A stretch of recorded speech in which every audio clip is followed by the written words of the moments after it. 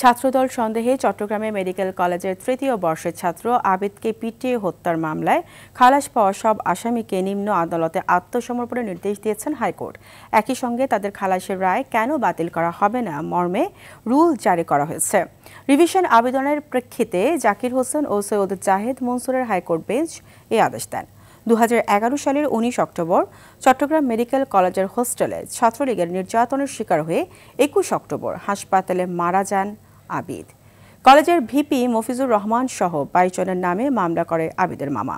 চার্জশিটে 10 জনের নাম বাদ এবং 2019 সালে বাকি 12 জনকে খালাস দেয় নিম্ন আদালত।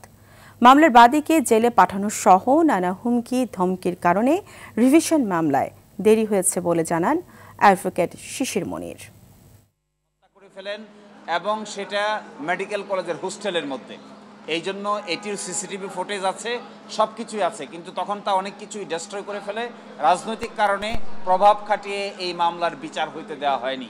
এই জন্যই তার মামা আজকে আদালতে এসে নতুন করে বিচার চেয়েছেন। আজকে রিভিশন মামলা শুনানি অন্তে রুল জারি করেছেন এবং সকল আসামিকে নিম্ন আদালতে আত্মসমর্পণ করার নির্দেশ দিয়েছেন।